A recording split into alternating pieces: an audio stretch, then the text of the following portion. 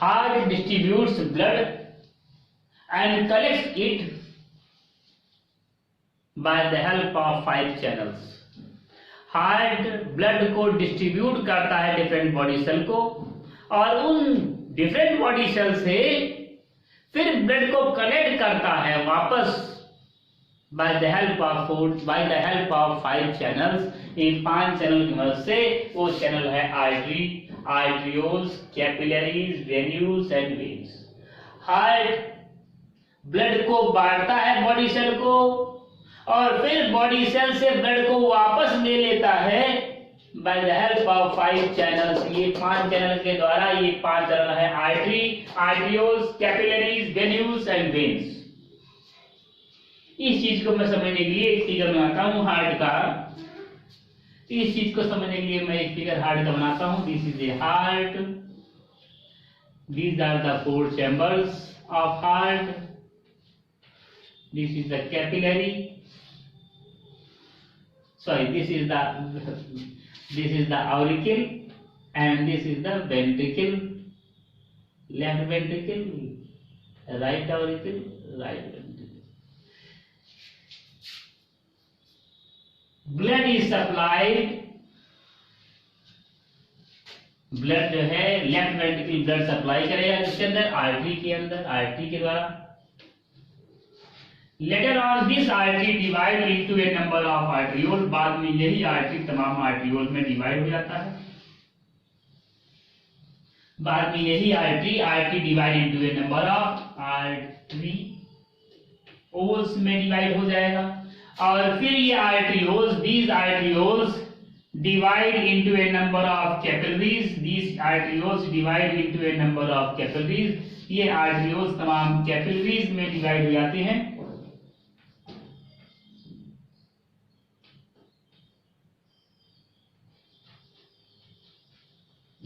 ये आर्टरियोल्स तमाम कैपिलरीज में डिवाइड हो जाते हैं, और later on these capillaries unite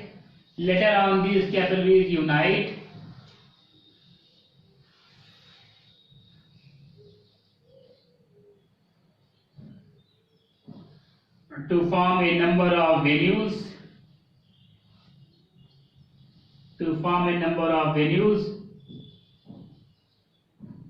बाद में यही कैपिलरीज जो है यूनाइट होकर के तमाम वेन्यूज का फॉर्मेशन करते हैं। वेन्यूज, VENULES, वेन्यूज का फॉर्मेशन करते हैं। लेटर ऑन दीज वेन्यूज, ये सभी वेन्यूज यूनाइट होकर के वेन्स का फॉर्मेशन करती हैं, मैं देख रहा हूं आर्टरी ने लेफ्ट वेंट्रिकल ने ब्लड को पंप कर दिया, आर्टरी के अंदर। आर्टरी टूट गए तमाम आर्टरियोल्स में, आर्टरियोल्स भी टूट गए तमाम कैपिलरीज में, और कैपिलरीज फिर रीयूनाइट हो गई वेन्यूल्स में। वेन्यूल्स रीयूनाइट होकर के वेन्स का फॉर्मेशन करता है, और बाद में वेन्स यही ब्लड को वापस राइट ऑर्गन के अंदर लेके जाता है। एक चीज और, suppose this is A chalk, यहां पर ब्लड प्रेशर कहां ज्यादा होगा, यहां ज्यादा होगा, यहां ज्यादा होगा, यहां ज्यादा होगा, यहां ज्यादा होगा, यहां ज्यादा होगा, कहां पर ज्यादा होगा, मैं इस चीज को समझने की कोशिश करता हूं। Suppose this is A chalk, इस चॉक को मैं बड़ी तेजी से फेंक दिया, इस चॉक को मैं बड़ी तेजी से फेंका। ये चॉक यहां से जब निकला तो यहां पर जहां से निकलेगा, क्योंकि यहां पर मैं प्रेशर दे रहा हूं, यहां पर इसकी स्पीड सबसे ज्यादा होगी, सुपर स्पीड होगी, और जैसे जैसे ये आगे जाएगी इसकी स्पीड कम हो जाएगी, और जैसे ये त्रिपाठी के पास पहुंची इसकी स्पीड खत्म हो गई, ये रुक गई। जहां पर इसको झटका लग रहा है, यहां से मैं प्रेशर दे रहा हूं, स्टार्टिंग यहां से मैं प्रेशर दे रहा हूं, यहां पर इसकी स्पीड ज्यादा, आगे कम हो गई, त्रिपाठी के पास जाकर भी खत्म हो गई। इसका मतलब ये हो गया, और आगे जाकर भी खत्म हो गई। इसका मतलब ये हो गया कि यहां पर भी यही होगी, यहां पर धक्का दे रहा है, लेफ्ट वेंट्रिकल धक्का जोर से दे रहा है, यहां पर आर्टरी के अंदर प्रेशर ज्यादा, वेन्यूज के अंदर, आर्टरियोल्स के अंदर प्रेशर कम, धीरे धीरे करके यहां पर प्रेशर सबसे कम, यहाँ पर प्रेशर कम हो जाएगा और फिर ब्लड यहाँ चला आएगा। ऐसा होना चाहिए। तो प्रेशर कहने का मतलब ये है हमारे कि प्रेशर सभी जगह एक जैसा नहीं होता है। आर्टरी के अंदर प्रेशर कुछ होगा, आर्टरियोल्स के अंदर प्रेशर कुछ होगा, कैपिलरीज के अंदर प्रेशर कुछ होगा, वेन्यूल्स के अंदर प्रेशर कुछ होगा और वेन्स के अंदर भी प्रेशर कुछ होगा। सिस्टोलिक ब्लड प्रेशर अलग होगा, जब सिस्टोल हो जाएगा तो अलग प्रेशर होगा, जब डायस्टोल हो जाएगा तो प्रेशर अलग। सिस्टोलिक ब्लड प्रेशर ज्यादा होता है क्योंकि वेंट्रिकल सिकुड़ करके ब्लड को पंप करता है, वो धक्का मारने वाला कंडीशन होता है, उसमें ज्यादा प्रेशर रहेगा। और जब मैं धक्का नहीं मार देता हूं तो अपना प्रेशर कम हो जाएगा। धक्का नहीं मारा जा रहा है तो ब्लड इसके अंदर जा नहीं रहा है, इसके अंदर ब्लड प्रेशर कम होगा। इसके अंदर ब्लड ही नहीं जा रहा है तो इसके अंदर ब्लड प्रेशर कम होगा, जबकि ब्लड आगे बढ़ रहा है लेकिन जा नहीं रहा है तो ब्लड प्रेशर कम होगा। इस चीज को मैं समझाने के लिए एक मैं फिगर प्लॉट करता हूं। जैसे मैं बोल रहा हूं इस तरीके से, तो यहाँ पर सबसे ज्यादा प्रेशर होना चाहिए, यहाँ कम होना चाहिए, यहाँ कम होना चाहिए, यहाँ कम होना चाहिए, यहाँ सबसे कम होना चाहिए। लेकिन ऐसा होता नहीं है। कैसा होगा मैं आपको बताता हूँ।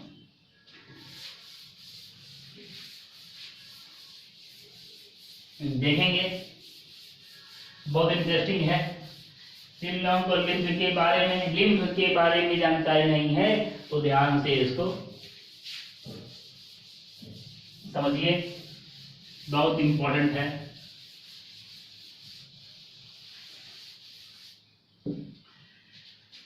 This is a heart,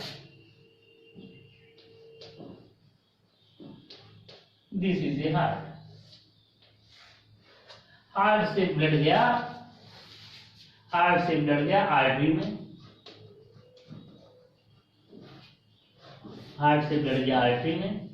artery से ब्लड आया आर्टरियोल में,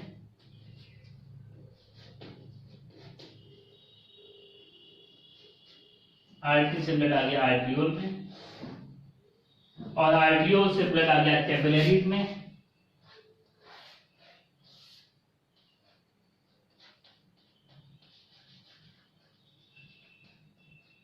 आर्टरी से ब्लड आ गया कैपिलरीज में, और कैपिलरीज से ब्लड आ गया वेन्यूल्स में,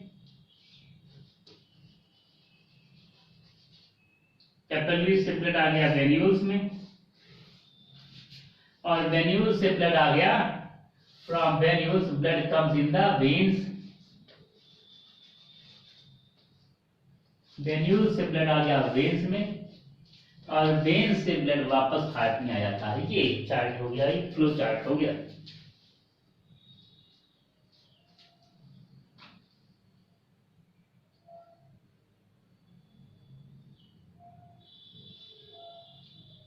आर्टरीज, हार्ट से ब्लड आर्टरी के अंदर जाता है, आर्टरी से आर्टरियोल में आता है, आर्टरियोल से फिर कैपिलरीज में आएगा, कैपिलरीज से फिर वेन्यूल्स में आता है, और वेन्यूल्स से फिर वेन्स में जाता है, वेन्यूल्स में फिर वेन्स में जाता है, वेन्यूल्स से फिर वेन्स में, वेन्स से फिर वापस हार्ट में आता है।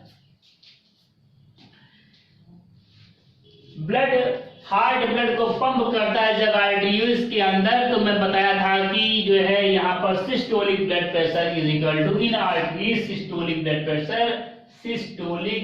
Pressure is equal to 120 mm of mercury, जबकि डायस्टोलिक ब्लड प्रेशर आर्टरीज के अंदर, जबकि diastolic blood pressure in the arteries is equal to only 80 mm of mercury, arteries के अंदर मैं बताया था कि जैसे ही वेंट्रिकल सिस्टोल होगा तो ब्लड प्रेशर बढ़ जाएगा, सिस्टोलिक ब्लड प्रेशर होगा 120 मिलीमीटर ऑफ मर्करी, और जैसे ही वेंट्रिकल डायस्टोल होगा तो उसके अंदर ब्लड जाएगा नहीं आर्टरीज के अंदर, तो आर्टरीज के अंदर ब्लड प्रेशर डाउन हो जाएगा, that is 80 mm of mercury, 80 mm of mercury होगा। अब ब्लड जो है आर्टरी से आर्टरियोल्स के अंदर जाता है, ब्लड आर्टरी से आर्टरियोल्स के अंदर जाता है, और आर्टियोल्स के अंदर अब blood pressure, systolic blood pressure is equal to 70 mm of mercury. Arterioles के अंदर अब सिस्टोलिक ब्लड प्रेशर होता है 70 mm ऑफ मर्करी। आगे आप लिख लीजिएगा mm ऑफ मर्करी यूनिट इसका लिखिएगा। And diastolic blood pressure, diastolic blood pressure is equal to 60 mm of mercury. Diastolic blood pressure 70 होगा, sorry systolic blood pressure 70 mm of mercury होगा और diastolic blood pressure 60 mm of mercury होता है, 60 mm of mercury होता है। फिर जैसे ही blood जो है कैपिलरीज में आते हैं, in the capillaries systolic blood pressure is equal to 10 mm of mercury is equal to 10 MM of mercury and the diastolic blood pressure is equal to 0 mm of mercury. Systolic capillaries के अंदर systolic blood pressure 10 mm of mercury होता है और diastolic blood pressure कम होता है, बहुत कम, 0। Diastolic blood pressure बहुत कम, 0। इससे ज्यादा कम तो यहां हो नहीं सकता है, इससे ज्यादा कम तो यहां पर हो नहीं सकता है। तो यहां पर जो है वेन्यूज के अंदर ब्लड प्रेशर होता है systolic blood pressure is equal to 40 mm of mercury and diastolic blood pressure is equal to 30 mm of mercury. कुछ समझ में नहीं आ रहा होगा, यहाँ कम है तो यहाँ कौन सा हार्ट है कि यहाँ बढ़ गया प्रेशर, यहाँ तो कोई हार्ट है नहीं। यहाँ मैं इसलिए बता रहा हूं यहाँ पर कम हो जाता है, 2 फैक्टर है उसके पीछे, 2 फैक्टर उसके पीछे है। अभी मैं बताता हूं, मैं कंप्लीट कर जाऊं। वेन्यूज के अंदर वेन्यूज से जब वेन्स में जाएंगे तो वेन्स के अंदर systolic blood pressure is equal to 70 and diastolic blood pressure is equal to 60 mm of mercury. Diastolic blood pressure is equal to 60 mm of mercury. मैं देख रहा हूं यहां पर कि यहां पर प्रेशर कम है और यहां पर प्रेशर ज्यादा है। यहां पर प्रेशर ज्यादा है तो ठीक है, इसने हार्ट ने धक्का दिया है, जोर से धक्का लगाया तो यहां पर प्रेशर ज्यादा। जैसे जैसे आगे बढ़ रहा वहां पर प्रेशर डाउन, यहां तक बात समझ में आ रही है। यहां पर प्रेशर 0 हो गया, ये समझ में नहीं आ रही। यहां पर प्रेशर बढ़ गया और भी नहीं समझ में आ रही, ऐसा कैसे होता है। यहां पर प्रेशर 0 हो गया,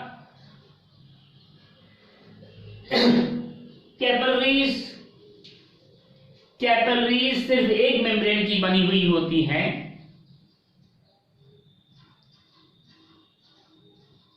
थीका इंटरना की बनी हुई होती हैं, और आर्टरीज और वेन्स तीन मेम्ब्रेन के बने होते हैं। उनके 3 बॉडी, उनकी जो वाल होती है 3 मेम्ब्रेन स्ट्रक्चर की बनी हुई होती है और इसकी जो वाल होती है बस एक मेम्ब्रेन स्ट्रक्चर की बनी हुई होती है। बस एक मेम्ब्रेन कैपिलरीज में पाई जाती है उसके वाल में, और आर्टरी और वेन्स के वाल में 3 मेम्ब्रेन पाई जाती है। मतलब ये मोटी होती है, मजबूत होती है।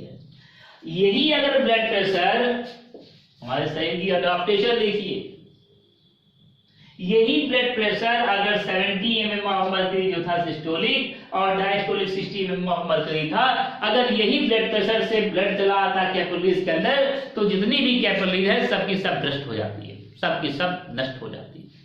All the capillaries has the high risk to be burst. सभी की सभी कैपिलरीज नष्ट हो जाती। क्यों? क्योंकि इतने प्रेशर को तो झेल ही नहीं सकती है।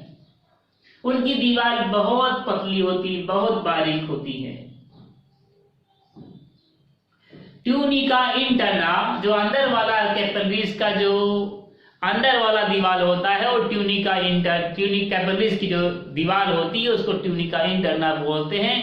Tunica interna is made up of a single layer of squamous epithelial cell. Tunica interna की दीवार बहुत पतली होती है, बस इतना ही समझिए। ट्यूनिका इंटरना की दीवार बहुत पतली होती है और वो बहुत ज्यादा प्रेशर नहीं झेल सकती है। 10 millimetre of mercury, maximum 12 to 15 millimetre of mercury pressure झेल सकती है, उसके ज्यादा नहीं प्रेशर ले सकती है। तो ये यहाँ पर कैपिलरीज के अंदर है, कैपिलरीज अपने प्रेशर को डाउन करता है।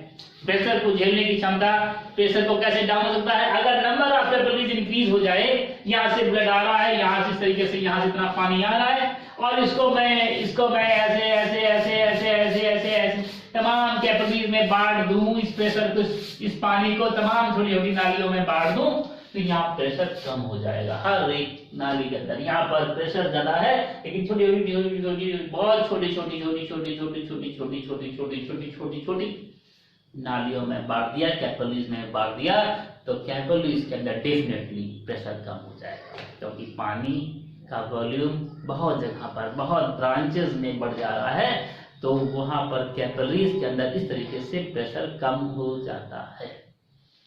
दूसरा मैकेनिज्म है, एक मैकेनिज्म और है, एक मैकेनिज्म तो यह है प्रेशर को कम करने के लिए, दूसरा भी मैकेनिज्म है। दूसरा मैकेनिज्म है, कहीं ऐसा ना हो जाए कि कोई कैपिलरी नष्ट हो जाए, बॉडी ऐसा रिस्क नहीं ले सकता है, शरीर ऐसा रिस्क नहीं ले सकता है। कैपिलरीज नष्ट हो जाए उससे पहले ही मुझे बचाव करना है, कैपिलरीज नष्ट ना हो उसके पहले ही some of the blood is directly passed from the before entering the capillaries, capillaries के अंदर घुसने से पहले ही सीधे चले जाते हैं वेन्स में, यहां से सीधे कैपिलरीज से सीधे चले जाते हैं वेन्स में। ऐसे ब्लड वेसल को मैं बोलता हूं, ऐसे ब्लड वेसल को मैं बोलता हूं लिम्फ वेसल, ऐसे को मैं बोलता हूं लिम्फ वेसल, ऐसे को मैं लिम्फ वेसल बोलता हूं, लिम्फ वेसल बोलता हूं, लिम्फ, ऐसे को मैं लिम्फ वेसल बोलता हूं। तो लिम्फ वेसल क्या काम करता है? लिम्फ वेसल प्रेशर को कम करने का काम करता है।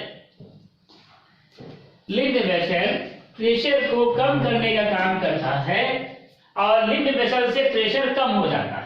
जो लिम्फेटिक वेसल है, ये lymphatic vessel LYM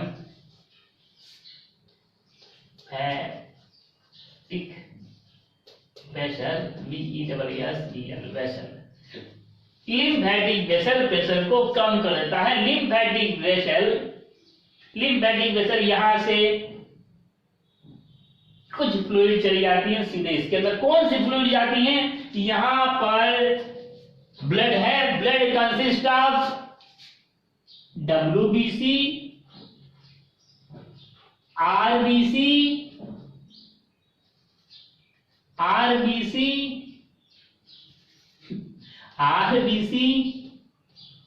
and platelets।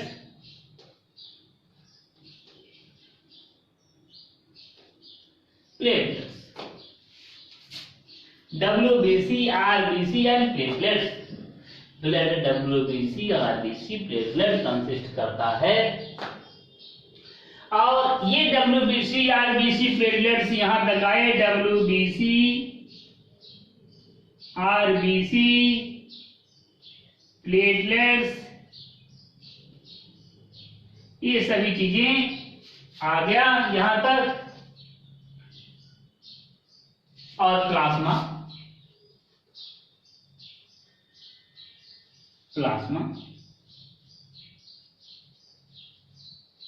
यहां तक आ गए। और इसके अंदर से WBC और कुछ प्लाज्मा फिल्टर होकर के चले जाते हैं लिम्फेटिक वेसल में। इसको मैं बोलता हूं, जो इसके अंदर फ्लूइड जा रहा है, लिम्फेटिक वेसल से जो फ्लूइड जाएगा, ऐसे फ्लूइड को मैं लिम्फ बोलता हूं, lymph, LYMPH, lymph. Lymph consist of WBC and plasma. WBC और प्लाज्मा कंसिस्ट करता है। WBC, lymph consist of WBC and plasma, मतलब आर्टरीज, आर्टरियोज से, आर्टरी से आया आर्टरी के अंदर, आर्टरियोज में, आर्टरियोज से जब जाता है ब्लड कैपिलरीज के अंदर, तो कैपिलरीज के अंदर जाने से पहले ही कुछ लिम्फेटिक वेसल निकली हुई होती हैं, एहतियातन, कॉशन के तौर पर। ताकि सारे के सारे अगर ब्लड चले जाएंगे तो हो सकता है कि कैपिलरीज नष्ट हो जाएं। तो कैपिलरीज नष्ट ना हो भाई, उसके लिए लिम्फेटिक वेसल निकले हुए हैं। Lymphatic vessel connects the bypass method है, बाईपास रास्ता है। लिम्फेटिक वेसल कैपिलरीज के ठीक पहले से निकलेगा और वेन्स में सीधे चला जाएगा, बाईपास हो जाएगा ब्लड। तो lymphatic vessel consist of lymph and plasma. Lymphatic vessel lymph और प्लाज्मा कंसिस्ट करता है। मान लीजिए कि कोई एक व्यक्ति है जिसके अंदर 5 litre blood, 5 litre of blood pass हो गया है। 5 लीटर ऑफ ब्लड यहां तक आया, 5 लीटर ब्लड यहां से फिर वो 5 लीटर ब्लड सभी आर्टरियोल्स के अंदर आया, आर्टरियोल्स के अंदर 5 लीटर ब्लड आ गया। और 5 लीटर ब्लड जो है जो यहां तक आया, उस 5 लीटर ऑफ ब्लड में से 4 लीटर ऑफ ब्लड कैपिलरीज में आता है। मतलब 1 litre is passed to the lymphatic vessel in the form of lymph। 1 litre, 1 litre lymph के तौर पर चला आएगा लिम्फेटिक वेसल में, लिम्फ के फॉर्म में लिम्फेटिक वेसल में जाएगा। तो 1 लीटर तो कम हो गया, कैपिलरीज के अंदर प्रेशर कम पड़ेगा। और दूसरा कैपिलरीज के अंदर प्रेशर और भी कम पड़ेगा क्योंकि कैपिलरीज की नंबर बहुत ज्यादा है, प्रेशर डाउन हो जाएगा। अब ये 4 लीटर यहां पर आ गया, कैपिलरीज पूरे के पूरे यहां भेजेंगे, 4 लीटर यहां पर आ गया। यहां पर कितने लीटर कैपिलरीज, वेन्यूल्स के पास 4 लीटर आ गया, वेन्यूल्स ने 4 लीटर भेज दिया, लिम्फेटिक वेसल ने भी 1 लीटर भेज दिया। तो यहां पर फिर से 5 लीटर हो गया, 5 लीटर ब्लड हो गया। 4 यहां से, 4 लीटर यहां से जा रहा है और 1 लीटर इधर से आ रहा है, तो ये 5 लीटर हो गया। 4 लीटर इधर से और 1 लीटर इधर से, तो ये हो जाएगा कुल मिलाकर के 4 + 1 = 5 लीटर हो गया। ये 5 लीटर जो ब्लड हो गया, 5 लीटर यहाँ वापस आ गया, 5 लीटर यहाँ पर हार्ट में 5 लीटर वापस आ गया। तो ये बात समझ में आया कि हार्ट जब ब्लड को पंप करेगा आर्टरी के अंदर, तो आर्टरी का सिस्टोलिक प्रेशर 120/120 होगा और डायस्टोलिक ब्लड प्रेशर 20 होता है। पहली बात, जैसे ही आर्टरियोल से आर्टरियोल्स में जाएंगे तो आर्टरियोल्स के अंदर blood pressure, systolic blood pressure = 70 mm of mercury, while the diastolic blood pressure = only 60 mm of mercury। Diastolic blood pressure सिर्फ 60 mm of mercury होगा। और जब जैसे ही ब्लड आर्टरियोल से कैपिलरीज के अंदर आती हैं, आर्टरियोल से कैपिलरीज के अंदर आती हैं, तो कैपिलरीज के अंदर systolic blood pressure 10 mm of mercury हो जाता है, जबकि diastolic blood pressure 0 mm of mercury हो जाता है। ऐसा इसलिए है क्योंकि कैपिलरीज का नंबर बहुत ज्यादा है, कैपिलरीज आर एनॉर्मस और कैपिलरीज का नंबर बहुत ज्यादा है। दूसरा फैक्टर ये हो गया कैपिलरीज के अंदर ब्लड प्रेशर कम होने का कि कैपिलरीज से ठीक पहले ही लिम्फेटिक वेसल निकली हुई है जो कि लिम्फ को लेके जाती है सीधे वेन्स में। अब यहाँ वेन्यूल्स में ऑल द कैपिलरीज और रीयूनाइटेड, सभी जितने भी छोटी छोटी कैपिलरीज हैं वो सभी यूनाइट हो जाएंगी और वेन्यूल्स फॉर्म करेगी। यूनाइट होने के बाद वेन्यूल्स जब फॉर्म करेगी तो यहाँ पर ज्यादा ब्लड आ जाएगा, यहाँ पर प्रेशर बढ़ जाएगा। यहाँ तो सब अलग अलग थे लेकिन यहाँ पर सब एक हो जा रहे हैं, सब यूनाइट हो जा रहे हैं, ऐसे यहाँ से सभी जगह से ब्लड एक ही जगह आ रहा है। कैपिलरीज यूनाइट होकर के वेन्यूल्स, तो यहाँ पर वेन्यूल्स में प्रेशर बढ़ जाएगा क्योंकि यहाँ अलग अलग थे, यहाँ पर प्रेशर कम, लेकिन किन जगह पे आ रहा है प्रेशर ज्यादा। वेन्यूल्स के अंदर systolic blood pressure = 40 mm of mercury and diastolic blood pressure = 30 mm of mercury। Similarly इसी तरीके से अगर वेन्यूल्स से तमाम वेन्यूल्स मिल करके तमाम वेन्यूल्स कलेक्ट हो जाएंगे, वेन्स में खुलेंगे और वेन्स में जहां से ब्लड आ रहा है, लिम्फ से वैसा ब्लड आ रहा है, तो यहाँ पर जो है ब्लड प्रेशर बढ़ जाएगा। In the venules blood pressure = 70 mm of mercury and the diastolic blood pressure = only 60 mm of mercury। Diastolic blood pressure सिर्फ 60 mm of mercury होता है। डायस्टोलिक ब्लड प्रेशर सिर्फ 60 mm ऑफ मरकरी होता है।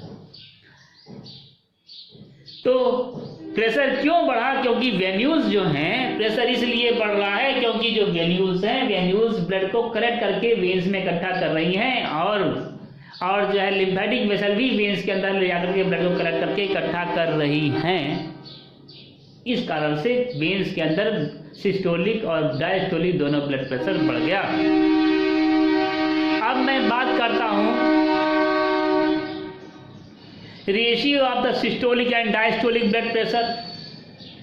The ratio of the systolic and diastolic blood pressure मैं यहाँ पर देख रहा हूँ 120 and 80। The ratio of the systolic and diastolic blood pressure normally remains in the ratio of 2:3। 2:3 के रेशियो में सिस्टोलिक और डायस्टोलिक ब्लड प्रेशर होना चाहिए बॉडी के अंदर। मतलब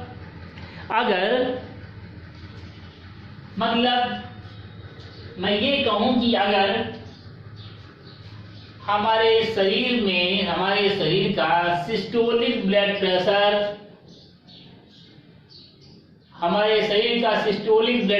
अगर 60 mm ऑफ मरकरी है तो डायस्टोलिक ब्लड प्रेशर कितना होना चाहिए?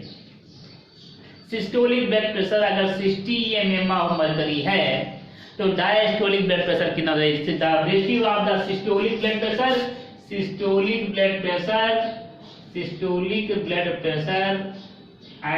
and the diastolic blood pressure is equal to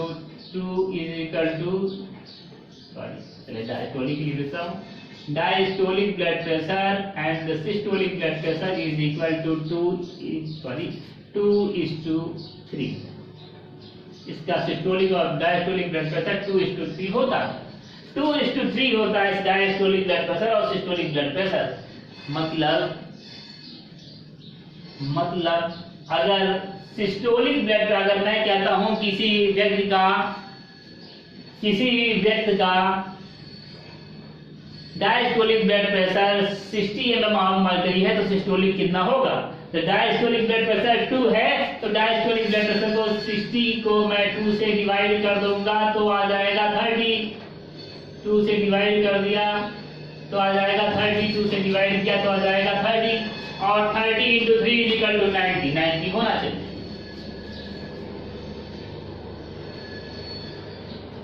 दूसरी बात, the difference between the systolic blood pressure and diastolic blood pressure, जो सिस्टोलिक ब्लड प्रेशर और डायस्टोलिक ब्लड प्रेशर के बीच में जो डिफरेंस होता है, ऐसे डिफरेंस को मैं, जो सिस्टोलिक ब्लड प्रेशर और डायस्टोलिक ब्लड प्रेशर के बीच का डिफरेंस होता है, उसको मैं पल्स प्रेशर भी कहता हूं। The difference between systolic blood pressure and diastolic blood pressure is equal to pulse pressure. तो डिफरेंस कितना हो जाएगा? 120 - 80 = 40 is equal to 40। 120 - 80 is equal to 40। 40 is equal to pulse pressure, PP, pulse pressure. तो pulse pressure, the ratio of the pulse pressure, diastolic blood pressure and systolic pressure. अब यहाँ पर मैं ये कह दूं कि ratio of the pulse pressure, diastolic blood pressure and systolic blood pressure is equal to 1:2:3। ये होता है ratio pulse pressure, diastolic blood pressure और सिस्टोलिक ब्लड प्रेशर का 1:2:3 होता है। पल्स प्रेशर कैसे कैलकुलेट करेंगे? सिस्टोलिक ब्लड प्रेशर में से डायस्टोलिक ब्लड प्रेशर को घटा देंगे तो आएगा pulse pressure. Pulse pressure is equal to 120 - 80 is equal to 40। 40 mm of mercury हो जाता है पल्स प्रेशर है यहाँ पर। तो the ratio of the pulse pressure, diastolic blood pressure and systolic blood pressure are always in the ratio of 1:2:3। अगर मैं कहता हूं कि किसी व्यक्ति का पल्स प्रेशर 50 होगा, इसका मतलब उसका 2 गुना होगा। Diastolic blood pressure is equal to 100 होगा और सिस्टोलिक ब्लड प्रेशर 3 टाइम्स होगा, 150 होगा। इस तरीके से मैं कैलकुलेट कर सकता हूं कि सिस्टोलिक ब्लड प्रेशर और डायस्टोलिक ब्लड प्रेशर कितना होगा। ठीक है, नॉर्मल है। Okay, write down and draw this figure। Figure को बनाइए। मुझे लगता है ये क्लियर हो गया होगा, ब्लड प्रेशर कंप्लीट हो तैयार हो गया होगा आपका। बना डालिए। एक चीज ब्लड प्रेशर में रह गया है, अगर ब्लड प्रेशर बढ़ जाएगा, अगर ब्लड प्रेशर बढ़ जाता है तो एक रिस्क है कि कैपिलरीज ब्रस्ट हो सकती है, पहला रिस्क। दूसरा है अगर ब्लड प्रेशर बढ़ जाएगा तो लिम्ब का फॉर्मेशन नहीं हो पाता है, जो ब्लड डब्ल्यूबीसी छनती होती है वो छन नहीं पाती हैं, सभी चली जाती हैं। यहाँ पर सभी यहाँ छननी चली जाती हैं। If the blood pressure is increase then the formation of lymph is decrease, as a result there is high risk of the bursting of capillaries.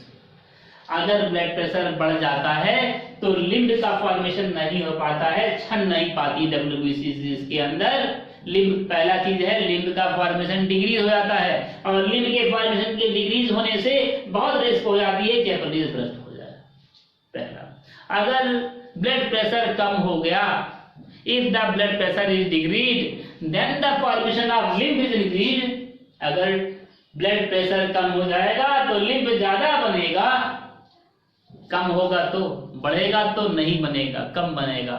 कम हो जाएगा ब्लड प्रेशर तो लिम्ब ज्यादा बनेगा, और लिम्ब जब ज्यादा बनता है तो वो जो है लिम्ब शरीर के डिफरेंट पार्ट्स में, lymph is accumulated in different parts of the body. Lymph ज्यादा बनने से that lymph is accumulated in different parts of the body and it causes swelling in the body. शरीर के अंदर स्वेलिंग भी आ जाती है। This swelling is known as, इसको मैं बोलता हूं this condition is known as oedema. This condition is known as oedema, इसको मैं ओडीमा बोलता हूं। This condition is known as oedema, इस कंडीशन को मैं ओडीमा बोलता हूं। Operators used to measure blood pressure, वह ऑपरेटर्स जो कि ब्लड प्रेशर को मेजर करने के लिए यूज किया जाता है, that is known as sphygmomanometer. उसको मैं स्फिग्मो, SPHYG, स्फिग्मोमैनोमीटर बोलता हूं। That operator is known as sphygmomanometer. वह ऑपरेटर्स जो कि ब्लड प्रेशर को मेजर करने के काम में लाया जाता है, that apparatus is known as sphygmomanometer. Okay, write down